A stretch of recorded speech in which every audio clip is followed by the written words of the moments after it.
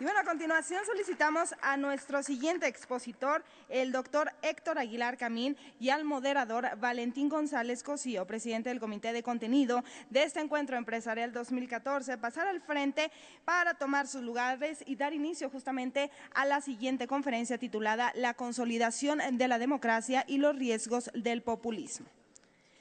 El doctor Héctor Aguilar Camín, es licenciado en Ciencias Técnicas de la Información de la Universidad justamente Iberoamericana. Algunas de sus publicaciones son Con el filtro azul, de 1978, Morir en el Golfo, Historias conversadas, El error de la luna, El resplandor de la madera, La provincia perdida, México, La ceniza y la semilla, Pensando en la izquierda, así como Un futuro para México con Jorge Castañeda. Démosle por favor un aplauso al doctor Héctor Aguilar Camín.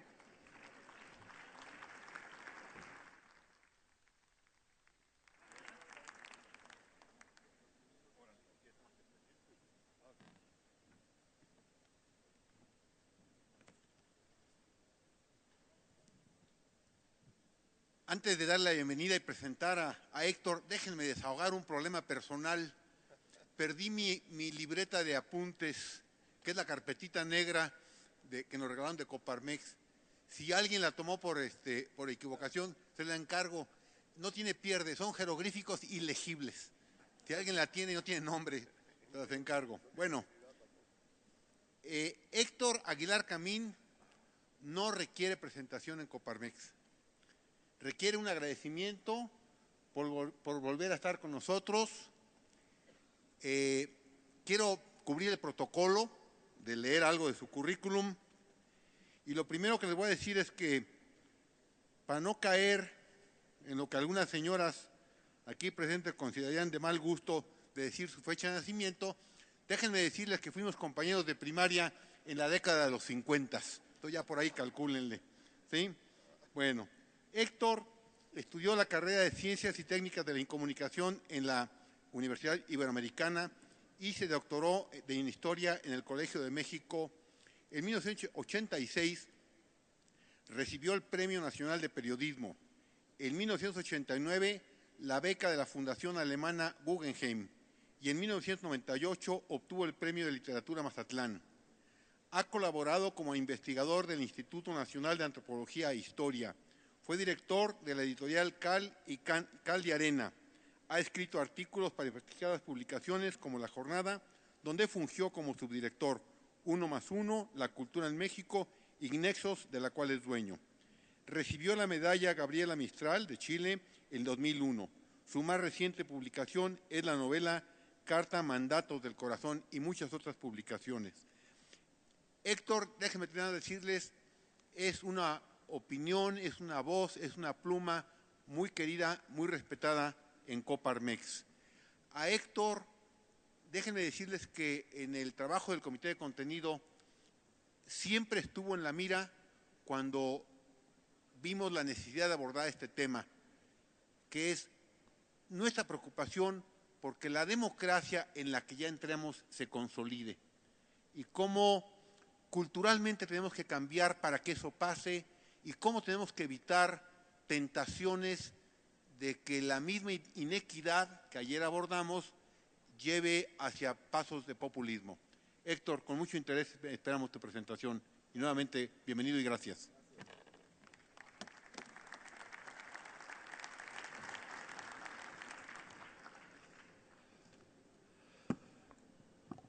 Gracias por invitarme en este día a estas jornadas que son, yo sé, muy significativas para ustedes, sus 85 años como institución. Muchas gracias.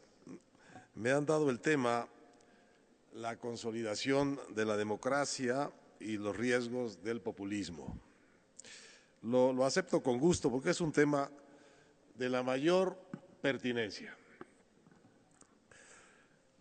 Quisiera, sin embargo, añadir a la palabra riesgos la palabra tentación y hablar entonces de la consolidación de la democracia y la tentación y los riesgos del populismo, porque social y políticamente hablando, históricamente hablando, el populismo no es solo algo que muchos temen como un riesgo, con razón, también es algo que otros muchos desean como una tentación. Y el populismo ha sido una continua tentación de la política latinoamericana y de la mexicana también. ¿Por qué?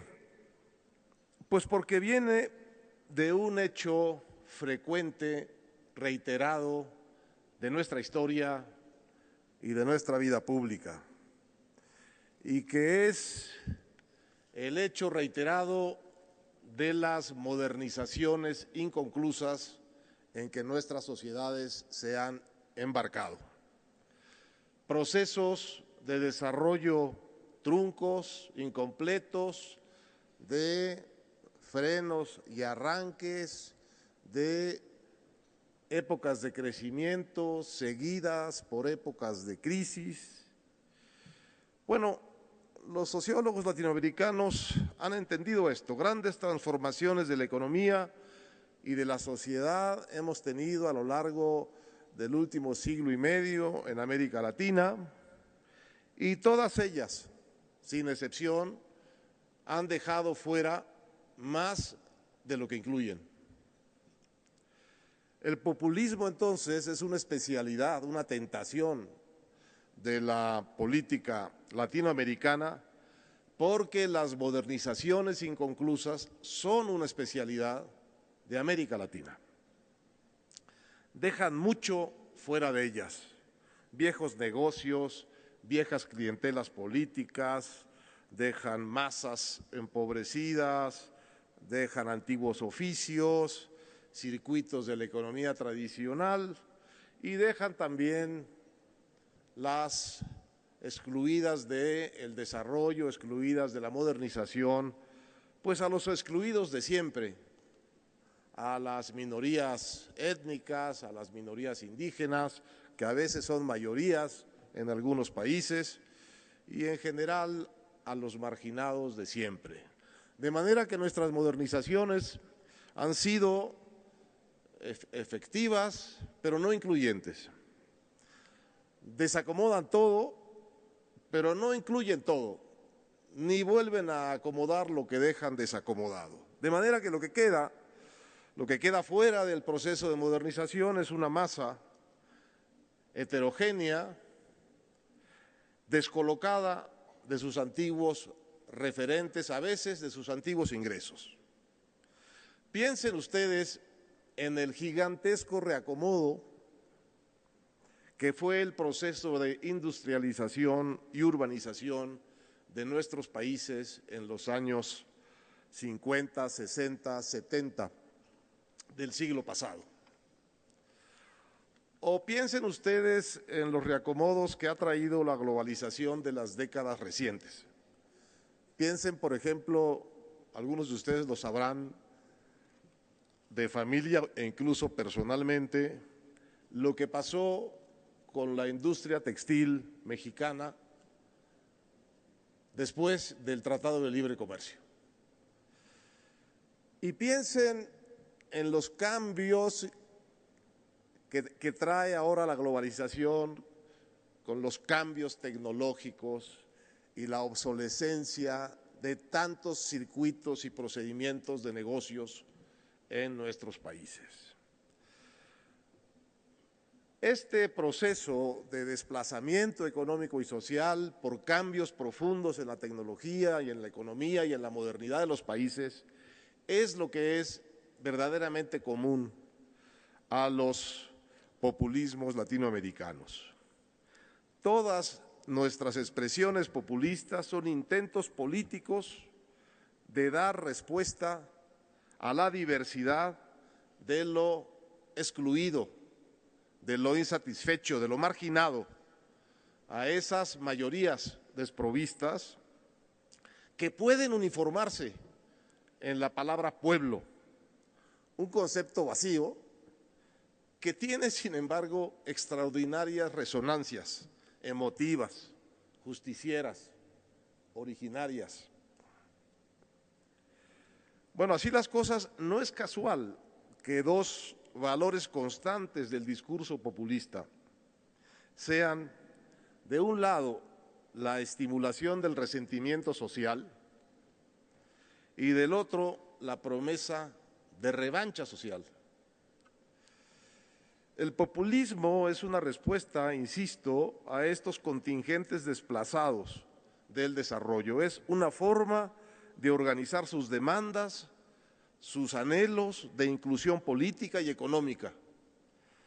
Es una forma de exigir mayor parte en los bienes privados y, sobre todo, en las rentas públicas. No es una ideología estructurada el populismo, es muy distinto de país en país y toma normalmente el nombre de su líder. Tiene, sin embargo, ciertas constantes ideológicas o por lo menos retóricas: el estatismo, el nacionalismo, el colectivismo, el capitalismo de Estado. También hay un populismo de derecha, xenófobo, antimigratorio, alguno de cierto contenido religioso, que está también peleando porque quien lo produce se siente excluido, amenazado por migrantes, por competidores religiosos, por otro tipo de trabajadores. Y el tono de discurso común al populismo es muy característico. Es reivindicativo, es pobrista, es antioligárquico, es anticapitalista. Normalmente en América Latina es antinorteamericano, pero sobre todo es antigubernamental.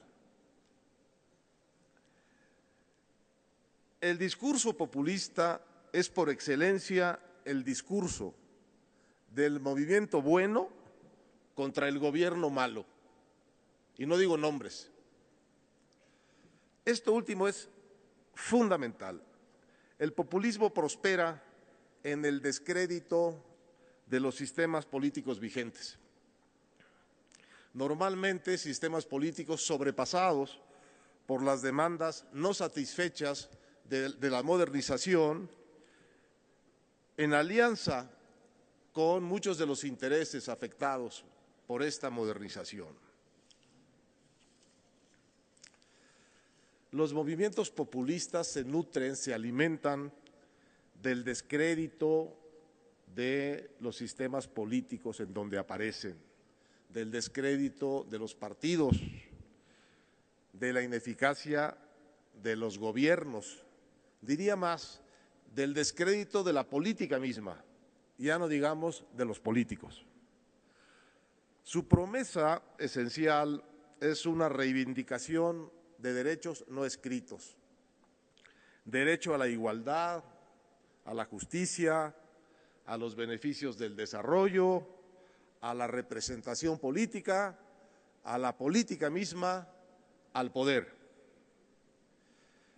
En su última expresión instrumental, el populismo es una puja, una lucha de sectores excluidos por obtener espacios políticos y rentas del Estado. Su instrumento por excelencia, por eso, es la creación de clientelas, de beneficiarios de las rentas públicas o de decisiones del Estado sobre la propiedad, característicamente las expropiaciones.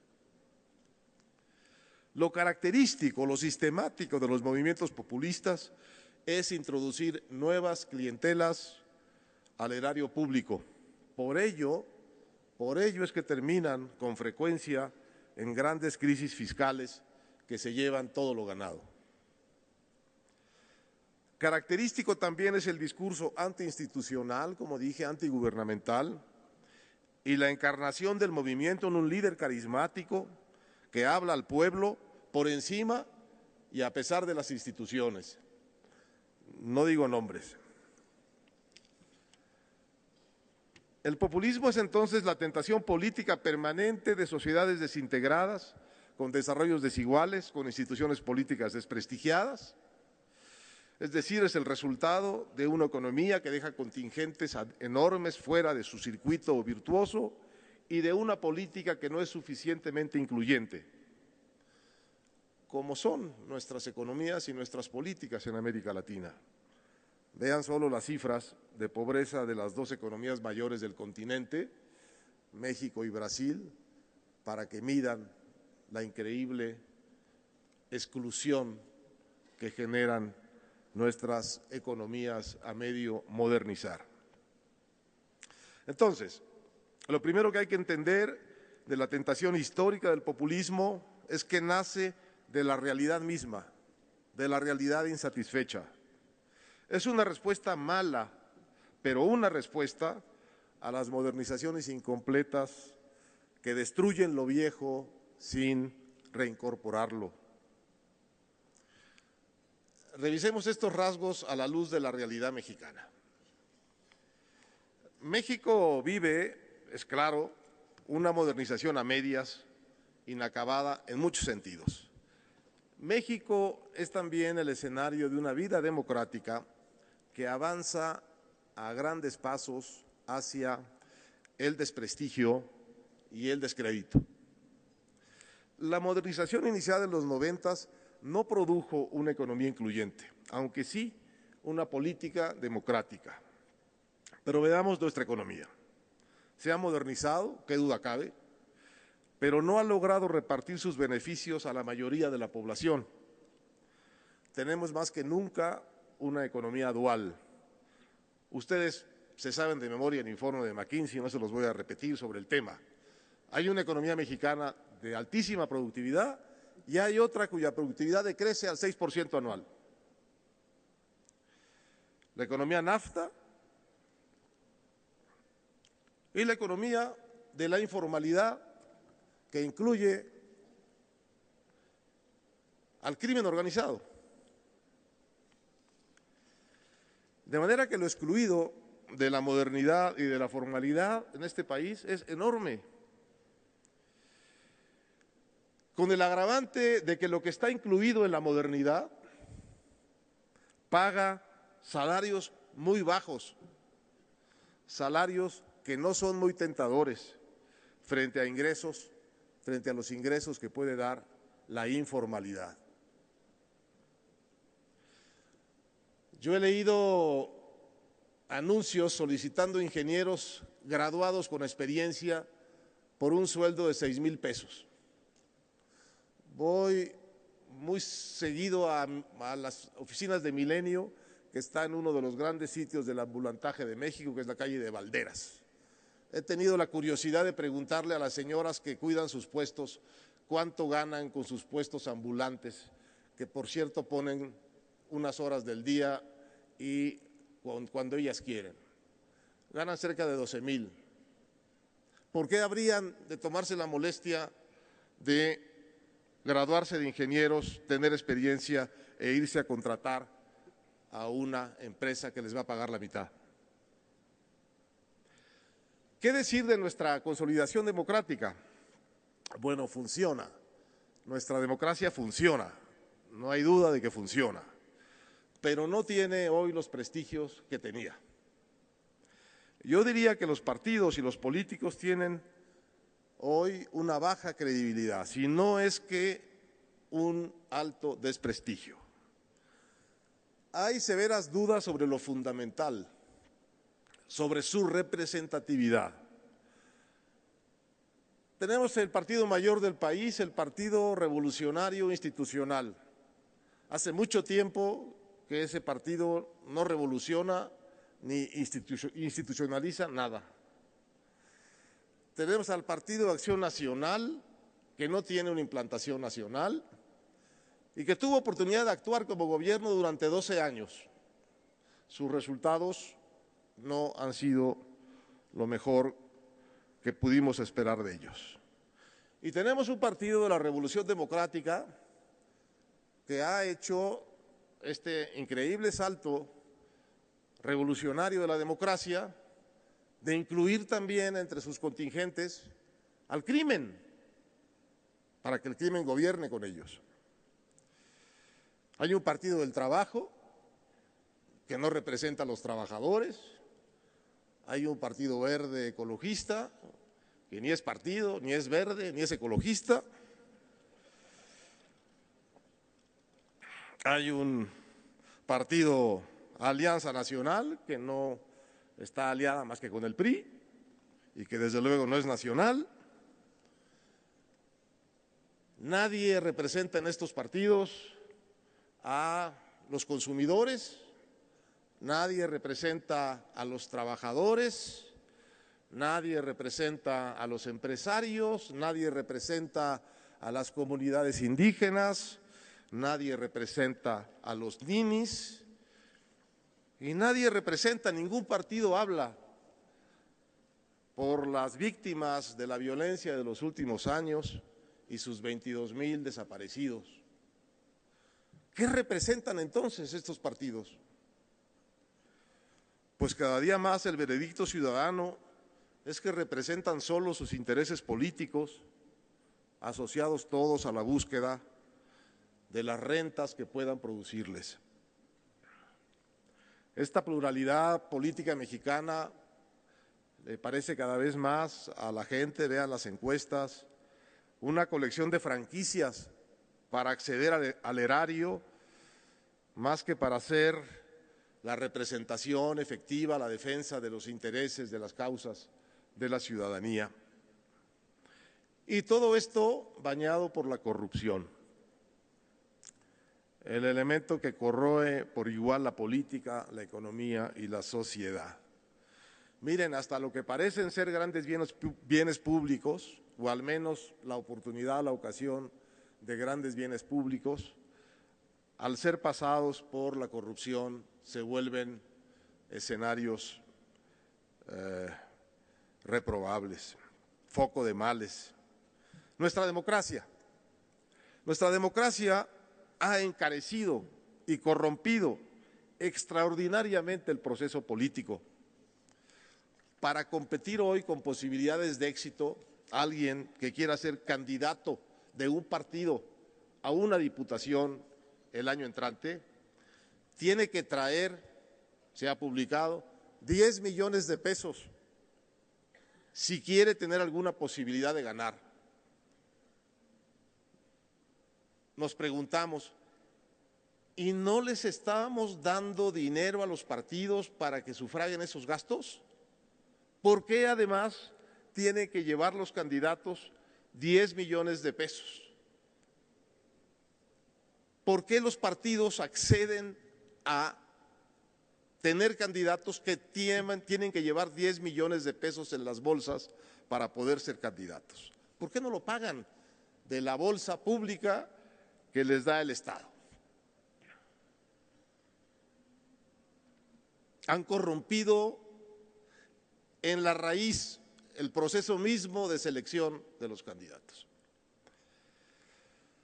Un estudio reciente ha demostrado una cosa terrible, y es que los gobiernos de coalición, los gobiernos estatales de coalición de 2 o más partidos, gastan más dinero porque tienen más clientelas que atender. Y el abundante presupuesto federal, que ronda los 400,000 millones de dólares, que debería ser una bolsa extraordinaria para hacer grandes cosas, como decía hoy, hace un momento Claudio, simplemente con que utilizaran parte del presupuesto que entregan a prebendas en capacitación, habría ya una diferencia enorme. Bueno, pues este presupuesto enorme federal se ha vuelto la bolsa de la corrupción y del desvío de recursos por parte de los estados, que solo reciben dineros federales, pero que no rinden cuentas a la federación de los dineros que reciben, sino que rinden cuentas a sus congresos estatales. El proceso es muy sencillo y es muy corruptor. La federación les da el dinero, pero no les puede exigir cuentas. quien les puede exigir cuentas es su Congreso local. ¿Qué hace el gobernador con el dinero que tiene, que le dio la Federación, para obtener la anuencia de su Congreso local? Pues lo compra, igual que compra a su Instituto Estatal Electoral, igual que compra a su Tribunal de Justicia. ¿Por qué lo compra? Porque puede, porque nadie le va a exigir cuentas por eso. Llega también mucho dinero a los municipios, mucho. Estamos viendo en estos días para qué servía ese mucho dinero en Iguala. Un estudio reciente sostiene que en Michoacán el crimen organizado llegó a retener hasta el 30% de los presupuestos municipales de obra pública y hasta el 20% de la nómina salarial de esos ayuntamientos. Miren, la corrupción destruye cualquier idea de institucionalidad y también cualquier idea de mérito. Destruye, por consecuencia, el respeto a las instituciones y el respeto al mérito. El grito populista que condensa este descrédito, lo conocen ustedes, se refiere a la mafia del poder. El grito es una caricatura, pero la corrupción alcanza por momentos niveles de caricatura. Bueno, así las cosas, con una economía dual y una política desprestigiada, ¿hay el riesgo mexicano del populismo? ¿Podríamos tener en México la tentación populista? Desde luego que sí. De hecho, hemos vivido con esa tentación muy cerca de ella estos años, montados en ella. Miren, la hemos tenido 2 veces a punto de ganar la presidencia y creo que la tendremos otra vez. No digo nombres. La tentación populista está en el ADN nacional. El populismo, dice Roger Bartra, no es una ideología, sino una forma de cultura política, es decir, un conjunto articulado de hábitos, tradiciones, símbolos, valores, mediaciones, actitudes, personajes e instituciones. El populismo es parte de nuestra cultura política.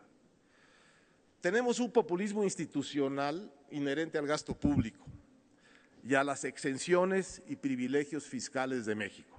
Miren, de un lado tenemos atada al presupuesto, institucionalizada, una extraordinaria diversidad dispendiosa de programas sociales. Es nuestra versión plebeya e ineficiente de un estado de bienestar. De otro lado, tenemos una lista bastante larga también de privilegios y exenciones fiscales. Es otra clientela variopinta de intereses que al Estado le han parecido del tiempo más importantes que otros. Han decidido que son más importantes para la nación que otros. Por ejemplo, para no mencionar sino mi propia soga en la casa del ahorcado. Ustedes saben que las revistas y los periódicos están exentos de pagar el IVA. Pues están exentos los periódicos y las revistas de pagar el IVA. La última cifra que vi de cuánto dinero era esta exención andaba por los 8,000 millones de pesos. ¿Por qué? ¿Por qué esta exención? Porque lo pidieron, porque tenían poder y porque tuvieron oídos en el gobierno para obtener este privilegio, que es un privilegio discrecional y en el fondo de una lógica muy populista. Es decir, aquí de lo que se trata es de la puja por las rentas públicas. De modo, bueno, pero el populismo no está solo en los políticos y en los gobiernos, está en la sociedad. Al otro lado del mostrador del gobierno, en la sociedad, en nosotros, hay también una cultura populista y clientelar, una cultura de puja por las rentas del Estado. Está en nuestras costumbres públicas. Yo he tratado de resumir esta actitud en un libro, La ceniza y la semilla, refiriéndome a la sociedad mexicana como una sociedad peticionaria, una sociedad acostumbrada, adicta a las generosidades de un gobierno proveedor. La tentación populista es muy mexicana. Es una forma de la resistencia a la modernización y una forma también de querer subirse a ella, de querer mejorar por el atajo de lo que en México hemos llamado mucho tiempo justicia social, es decir, la ayuda y los subsidios del Estado. Bueno, yo creo que nuestra tentación populista tiene todos los elementos para crecer en los siguientes años. Y déjenme tratar de explicarles por qué. México ha dibujado durante estos 2 años del gobierno de Enrique Peña Nieto lo que parece ser el mapa de una nueva modernización de amplios alcances para el país. Me refiero obviamente a las reformas, ustedes las conocen muy bien, no voy a abundar en ellas. Todas tienen grandes consecuencias y deberían tener grandes efectos en desatar un nuevo horizonte de negocios, de inversión, de prosperidad, de crecimiento en el país. Tienen 2 problemas estas reformas. El primero es el tiempo de maduración y el segundo es la forma de ejecución que van a tener. El tiempo de maduración que es de estas reformas es largo, aunque prometen mucho, solo podremos ver sus frutos en el tiempo. Y esto pone a este gobierno, a estos reformadores, en la situación del célebre pasaje de Maquiavelo sobre el profeta desarmado. Ese pasaje en donde Maquiavelo analiza los gobiernos que afectan grandes intereses sin que haya todavía grandes beneficiados por esas afectaciones. Y entonces dice Maquiavelo, nada hay más difícil de hacer, ni de resultado más incierto, ni más difícil de gobernar que la introducción de un orden nuevo de cosas, porque quien lo introduce tiene como enemigos a todos los que medran del viejo orden y como aliados tibios solo a quienes podrían medrar del nuevo. Sucede entonces que cuando los enemigos del nuevo orden atacan, lo hace con celo y los otros lo defienden con dudas y están junto con su príncipe en peligro. Bueno, creo que es bastante claro el licenciado Maquiavelo. El segundo problema es el de la ejecución y tiene 2 lados, los medios y los resultados. Desde el punto de vista de los medios, el riesgo de esta modernización es que sea opaca y corrupta. Desde el punto de vista de los resultados, el riesgo es que sea otra vez inconclusa y excluyente. Bueno, no quiero pecar de ingenuo, toda modernización, toda gran apertura de oportunidades de negocios tiene una zona de negociaciones oscuras, crea nuevos ricos, crea nuevos privilegios, hay tratos bajo la mesa. Se trata de pedir, de esperar que estas reformas se hagan de una manera razonable y convincentemente transparente y no corrupta, que no sea otra vez el espacio de la creación de lo que se llama el capitalismo de los amigos y el favoritismo de unos cuantos empresarios o de muchos empresarios, más que de la creación de una masiva cantidad de nuevos empleos, y no solo una masiva generación de empleos, sino una generación de empleos bien pagados, subrayo, bien pagados, porque no pagamos bien. Si recuerdo bien la cifra del INEGI, solo el 10% de los mexicanos, gana más de 10,000 pesos, de los registrados en el Seguro Social, de la economía formal. Bueno, ¿qué podemos hacer contra todo esto? Podemos hacer muchas cosas, pero todas, como con la educación, van paso a paso y no hay una fórmula mágica. Solo hay un remedio democrático contra el populismo. Por un lado, democracias que funcionen. Por otro lado, economías que funcionen e incluyan. Por un último lado, estados que redistribuyan el ingreso. Para consolidar nuestra democracia y evitar la tentación populista necesitamos, uno, que nuestra modernización sea incluyente y transparente. Dos, que nuestra democracia sea representativa y creíble. Tres, que nuestro gobierno sea eficaz. Cuatro, que nuestras desigualdades sean aminoradas con la construcción de un verdadero estado de bienestar.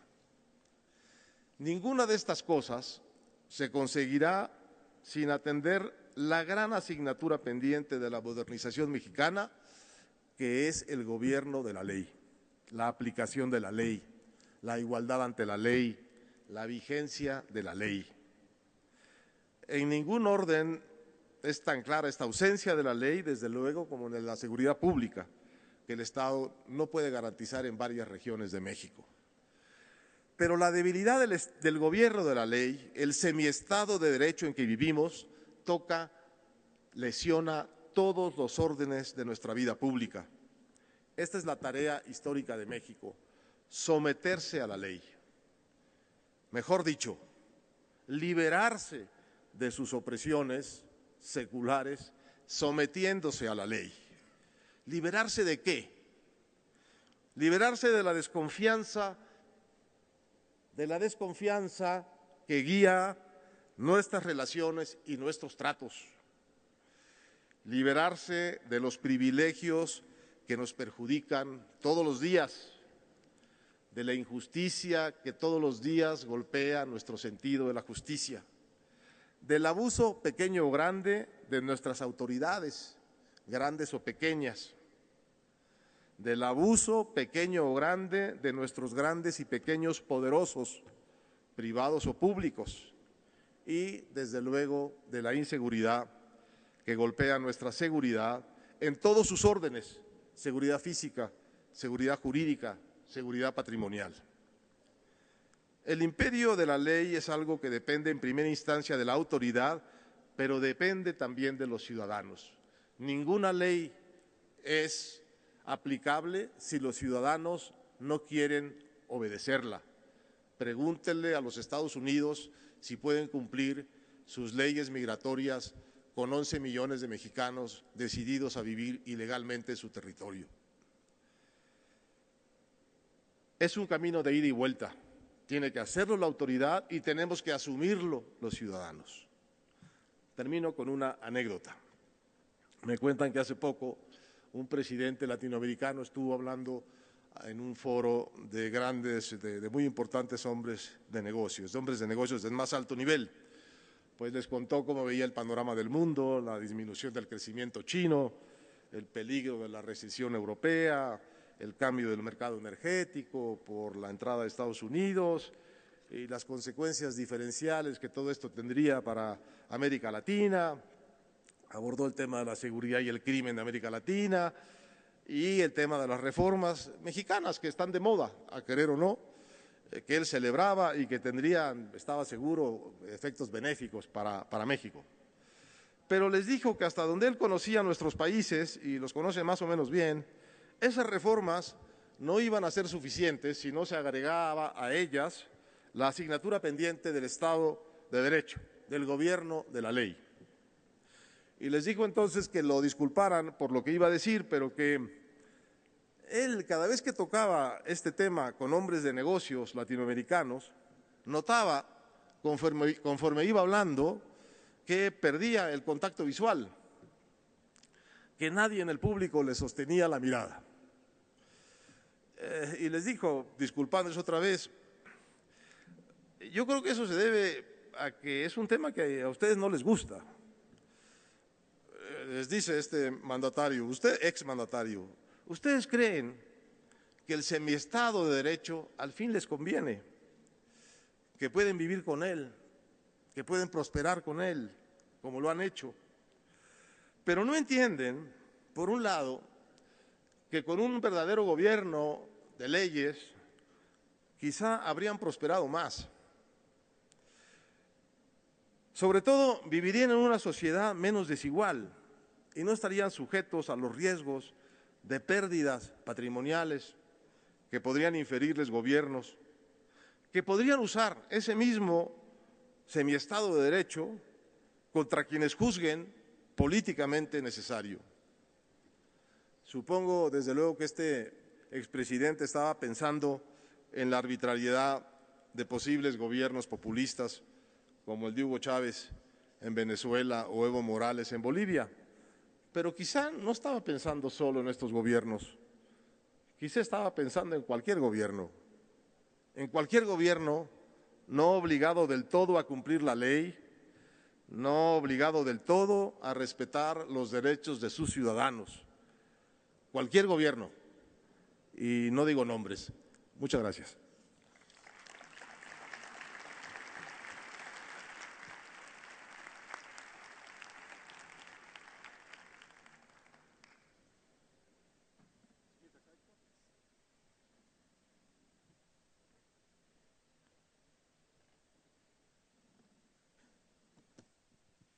Héctor me merece mucho respeto y me impone, pero si me ven temblar no es por eso, es que me estoy muriendo de frío aquí arriba. Héctor dice que también. A ver, he logrado agrupar las preguntas en 3 paquetes. El primer paquete de preguntas que te mandan, Héctor, es respecto a los partidos políticos. Y básicamente tendría que ver con 2 cosas. Pues en la forma que nos describiste los partidos, en que no creo que nadie estemos en desacuerdo, entonces, ¿cuál es nuestra opción? Los mexicanos, ¿qué opción tenemos de partidos? ¿Sí? Y ligado a eso, otra pregunta ligada a los partidos, ¿qué opinas del tema de los plurinominales? La opción que tenemos con los partidos es la misma que tenemos y que dijo aquí Claudio con respecto a la reforma educativa. Tenemos que levantar la voz y tenemos que decirles que no estamos de acuerdo y tenemos que decirles que tienen que autolimitarse y tienen que, en defensa propia, ceder los privilegios que han acumulado y cambiar las prácticas en que se han vuelto expertos. Han corrompido nuestra democracia, han viciado el proceso de representación y funcionan como agencias de acceso a las rentas públicas y a los puestos públicos.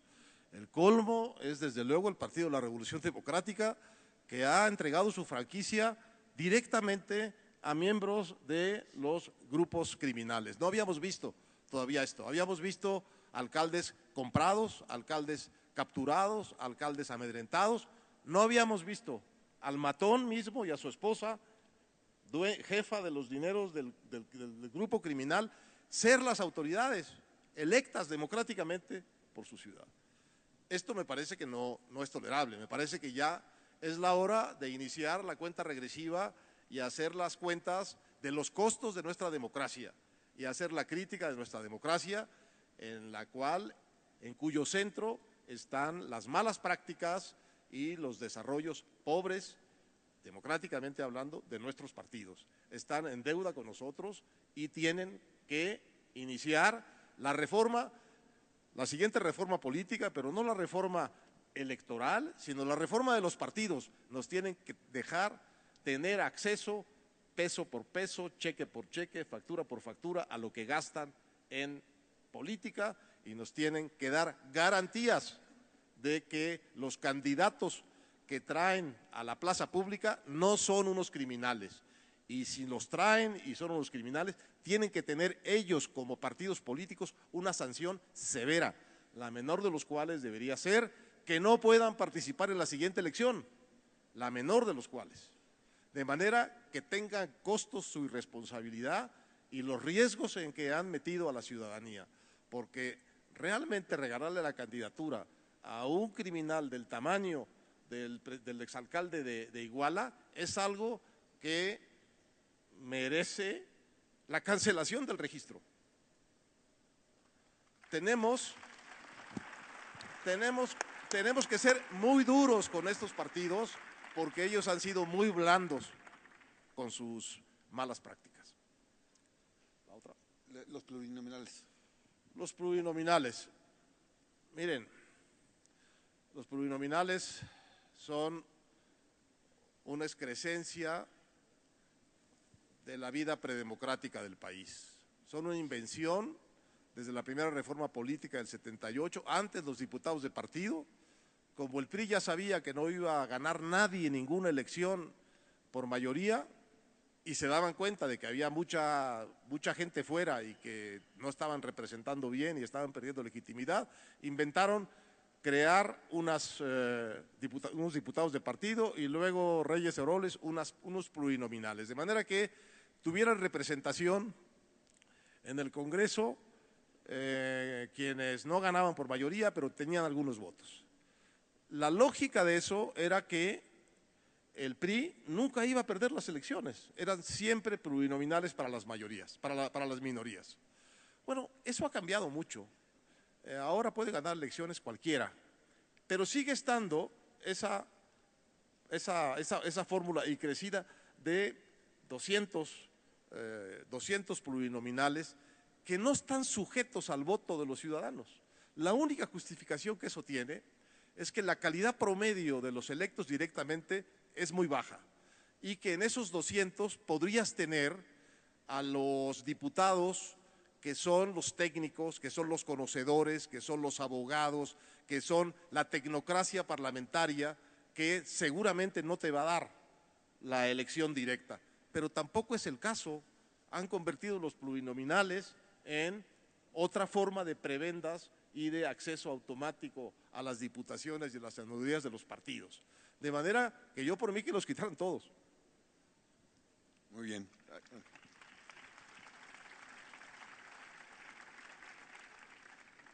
Héctor, dos preguntas muy concretas sobre si consideras tú que son expresiones de populismo. El programa Prospera y un caso latinoamericano. ¿Qué opinas de Lula da Silva, el estilo de gobernar de Lula da Silva? ¿Sería un gobierno populista? Sí, naturalmente. Es decir, todos estos programas asistenciales, un poco hechos en el calor de la política y a la ocurrencia de los políticos, vistos de un modo positivo, son como primeros pasos o como primeros indicios de lo que debería ser un verdadero sistema de redistribución del ingreso y de bienestar social. Un sistema universal de salud, un sistema universal de ayuda a la gente más pobre, de subsidios a los viejos, etcétera. Pero debería ser parte de una, digamos, de una política de Estado estructurada. No hay que inventar nada, lo han hecho muy bien muchos gobiernos en muchas partes del mundo. Lo que tiene de populista estos programas es el origen un poco, digamos, caprichoso, un poco del gobernante para ganar votos, un poco de la ciudadanía para aprovechar la presencia del gobernante o su debilidad para obtener unas cuantas rentas del Estado, su heterogeneidad y su falta de método, su falta de definición como una política de Estado. Entonces sí, es un populismo institucional porque es disperso, es ocurrente y va haciendo una cartera de programas que al final tampoco sirven gran cosa porque no están en el contexto de una idea de ponerle un piso a toda la sociedad parejo de donde puedan empezar. Entonces, lo de Lula es muy notable, ¿no? Es decir, ahora en las elecciones últimas, el partido en el gobierno ganó fundamentalmente en las zonas en donde se establecen grandes programas sociales de estos que tienen copiados en parte de los de México y entonces tiene una consecuencia política automática, es decir, es la transacción populista típica, ¿no? Yo te doy rentas del Estado y tú me das tu voto. Eso es lo que es un mecanismo, a mí me parece que pervierte y corrompe la institucionalidad. Yo estoy de acuerdo en Prospera, en lo que no estoy de acuerdo de Prospera, primero es que le cambien tanto el nombre, ¿no? Porque lleva 4 nombres, yo no sé qué tanto le habrán cambiado aparte del nombre. Eso me parece una ridiculez, pero sistemática de los gobiernos, ponerle su nombre a cosas que ellos no inventaron, pero bueno. Que no incluya lo demás, ¿no? Que no incluya salud, que no incluya protección del trabajo, que no sea realmente parte de un esquema transparente, claro, bien financiado, de un sistema de seguridad, de bienestar social. Esa sería mi crítica. Muy bien, Héctor. Hay preguntas dentro del típico pragmatismo que nos caracteriza a los empresarios, y una es, ¿qué sugieres hacer frente a los jóvenes? Tanto joven inconforme, tanto joven insatisfecho. ¿Qué podemos hacer ante ello la sociedad mexicana? Sería una. Y dentro de esa línea de pragmatismo es, tú ya nos dijiste en tu exposición las cosas que tienen que pasar para que no explote el populismo, vamos a llamarlo así, pero te piden, a ver, danos pistas más concretas, dinos los centros empresariales que estamos en más o menos, es decir, más o menos 70 centros en todo el país, por todo el país, danos tareas, danos pistas de por dónde actuar. Bueno, yo creo que hay que represtigiar la política, y una manera de represtigiarla es, digamos, montándonos con toda fuerza en una campaña anticorrupción. Me parece que es muy importante separar la corrupción de la política y en este sentido ser muy exigentes con los políticos respecto de sus prácticas corruptas, porque me parece que la corrupción sí es como la piedra de toque del desprestigio de la política vigente y es el caldo de cultivo perfecto del populista que dice que se vayan todos, decían en Argentina, la mafia en el poder. Entonces asaltan el poder en un discurso que es antipoder, asaltan el gobierno con un discurso que es antigubernamental y esa es la historia sistemática de todos los populismos, Fujimori, Collor de Mello, Chávez, López Obrador aquí. Entonces, es muy importante separar la corrupción de la política. En segundo lugar, es muy importante, tratándose de empresarios, ver que la economía sea una economía que crezca, que invierta, que cree una expectativa de empleos, que los empleos sean bien pagados, porque, insisto, los empleos de la economía formal en México son muy bajos. Hay quien hasta lo presume, diciendo, hemos ganado ventaja competitiva con China porque China ha encarecido mucho su mano de obra. Con todo respeto, China está haciendo bien las cosas, pagándole mejor a sus trabajadores.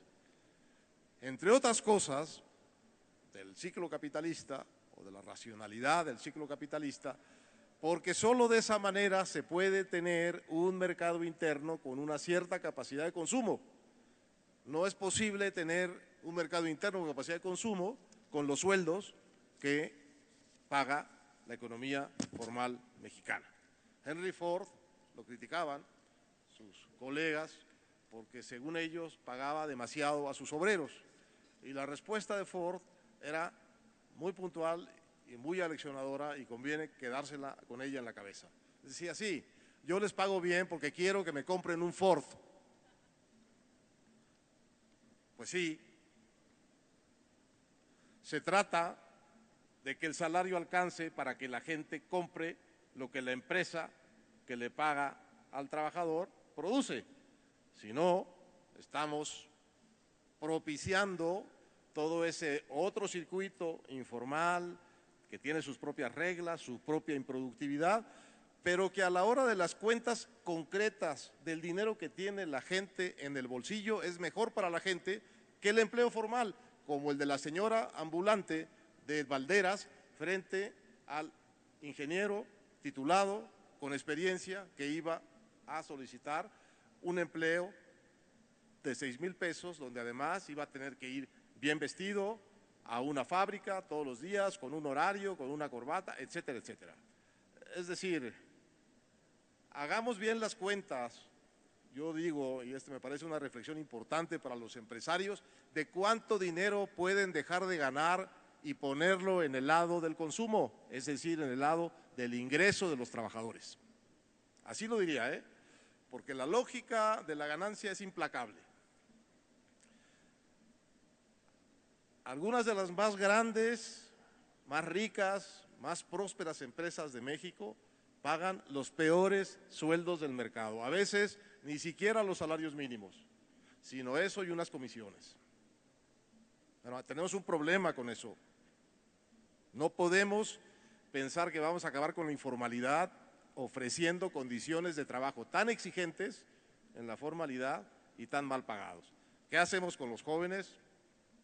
Bueno, empleos bien pagados, oportunidades y una cosa que siempre han hecho los empresarios de México, pero creo que ahora tienen que hacerlo más.